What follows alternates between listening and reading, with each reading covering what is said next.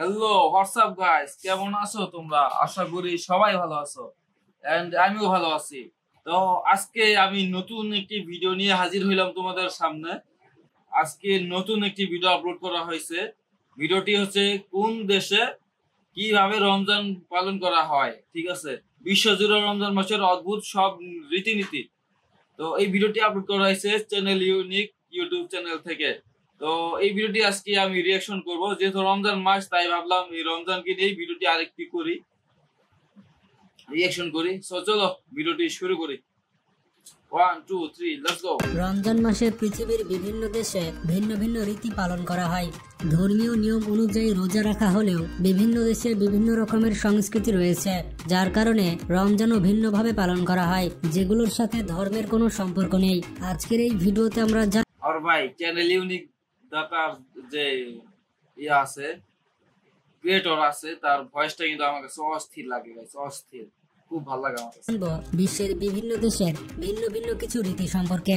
ভিডিওটি অনেক ইন্টারেস্টিং হতে চলেছে, তাই শেষ পর্যন্ত দেখতে থাকুন। আর নতুন দর্শকেরা চ্যানেলটি সাবস্ক্রাইব করে ফেলুন। প্রথমে রয়েছে মিশর, জর্ডান এবং মরক্কো। মিশর ও জর্ডানে সেহরির আগে এলাকা ভিত্তিক কিছু মানুষ প্রতিবেশীদের ঘুম থেকে ওঠানোর জন্য ডেকে থাকেন। এই সকল মানুষদের বলা হয় মেসাহারাতি। মসজিদেই থাকে। يا نايم استر الله وحد الله وحد الله وحد الله وحيد ঢোলের মৃদু শব্দের সঙ্গে আশেপাশের রাস্তায় ঘুরে ঘুরে মানুষকে জাগিয়ে তোলার কাজ করেন তারা। একই কাজ করা লোকদের মরক্কোতে ডাকা হয় নাফাস নামে। এ সময় তারা ঐতিহ্যবাহী পোশাক, গানরা টুপি এবং একজোড়া চপ্পল পরে প্রার্থনার সুরে ধীর গতিতে হাঁটতে থাকেন। রমজানের শেষ রাতে মরক্কোর এই স্থায়ী ঐতিহ্য বজায় রাখার জন্য এই ব্যক্তিদের বিশেষ সম্মানই দেওয়া হয়।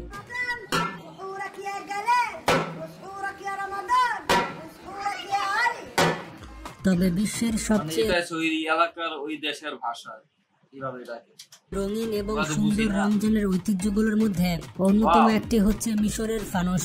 এটি মূলত ধাতু ও রঙিন কাজ দিয়ে তৈরি উজ্জ্বল রঙের প্রদীপ বা লণ্ঠন। ধারণা করা হয় এই ঐতিহ্যের উৎপত্তি ফাতেমীয় সাম্রাজ্য থেকে শুরু হয়েছে, যখন খেলাফত আল মুইউদ্দিন আল্লাহ মিশরের কায়রোতে আসার সময় তাকে রঙিন লণ্ঠন দিয়ে স্বাগত জানানো হয়।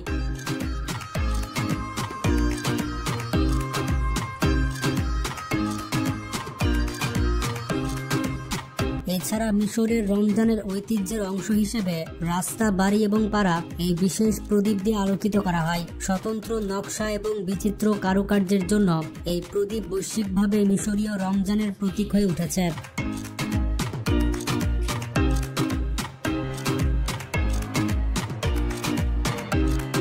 নেক্সট তুরস্ক। রমজানের সময় সেহরির আগে মসজিদে মাইকিং করে কিংবা কোনো এলাকায় তরুণদের হাক ডাকে মানুষজনকে জাগিয়ে তোলা। এটা বাংলাদেশের বাইতুল মুকাররম মসজিদ, তাই না? দেশে বেশ পরিচিত।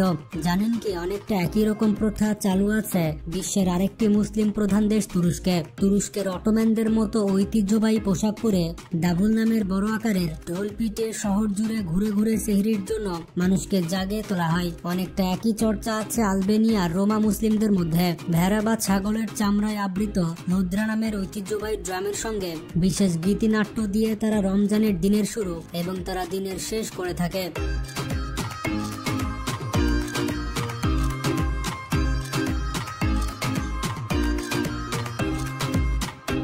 এরপরে রয়েছে ইরাক।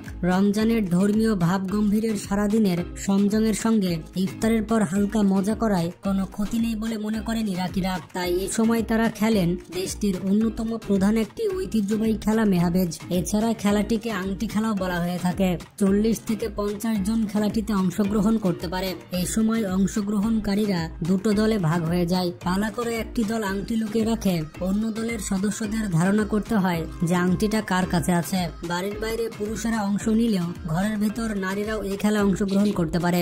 ইরাকে এই খেলায় সবাই একত্রিত হয়ে কিছুটা আনন্দ করে থাকে।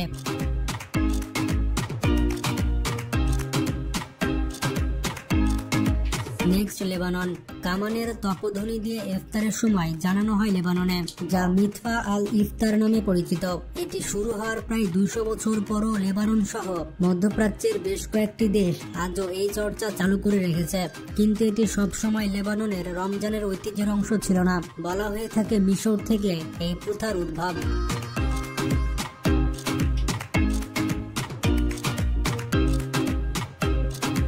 সংযুক্ত আরব আমিরাত। রমজান শুরু হবার আগে থেকেই সংযুক্ত আরব আমিরাতে চালু হয় হক আর লাইলা নামের এক বিশেষ আয়োজন। রমজানের ঠিক আগের মাস অর্থাৎ শাবান মাসের 15 তারিখে এই দিন শিশুরা রঙিন কাপড় পরে প্রতিবেশীদের বাড়ি বাড়ি যায়।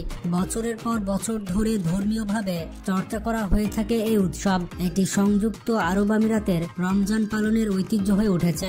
এটির আমরাও চাই আমাদের বাংলাদেশে এরকম একটা প্রথা চালু হোক, কারণ ভালো লাগলো এই বিষয়টা। পোলাপানদের একটু আনন্দ করতে পারলো, তাই না? মূল উদ্দেশ্য হচ্ছে রমজানের গুরুত্ব সম্পর্কে সবার মধ্যে সচেতনতা ছড়িয়ে দেওয়া। সংযুক্ত আরব আমিরাতের মতো কুয়েতেও এটি পালন করা হয়, তবে সেটি হয় রমজানের মাঝামাঝি সময়ে 3 দিনের উদযাপন। এই সময় শিশুরা তাদের আশেপাশের বাড়ির দরজায় কড়া নাড়তে থাকে আর মিষ্টি এর পাশাপাশি চকলেটের জন্য গান গায়। এই বিশেষ ঐতিহ্যটিকে গার্গিয়ান বলা হয়।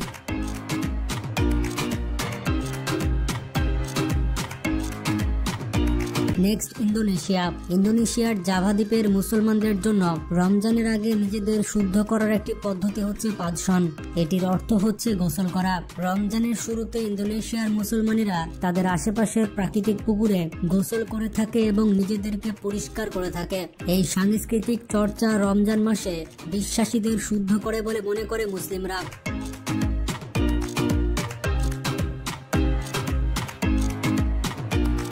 নেক্সট দক্ষিণ এশিয়া।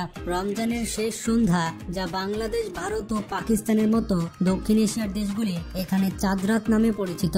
রমজানের শেষ দিন শাওয়াল মাসের চাঁদ ওঠার পর ব্যাপক উৎসবের আমেজ দেখা যায়।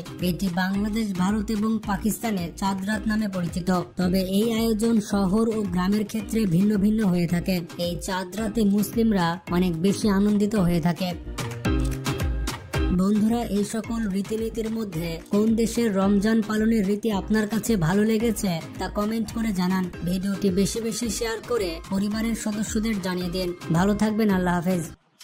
হ্যাঁ, আমার কাছে যেটা আমি তোমাদের বললাম যে এই নিয়মটা হলে ভালো লাগতো, ওইটা আমার কাছে ভালো লাগছে। হ্যাঁ, তো তোমাদের কাছে কোন নিয়মটা হলে ভালো লাগতো সেটাও কমেন্ট করে জানাও। আর এরকম আরো রিঅ্যাকশন ভিডিও পেতে আমার চ্যানেলটিকে সাবস্ক্রাইব করে পাশে থাকা বেল আইকনটি বাজিয়ে দিও, যাতে এরকম ভিডিও তোমাদের কাছে নোটিফিকেশন চলে যায়। ওকে, সো তোমাদের সাথে আমার দেখা হবে আমার অন্য কোনো নতুন ভিডিওতে। সেই পর্যন্ত সবাই ভালো থাকো, সুস্থ থাকো। আল্লাহ হাফেজ।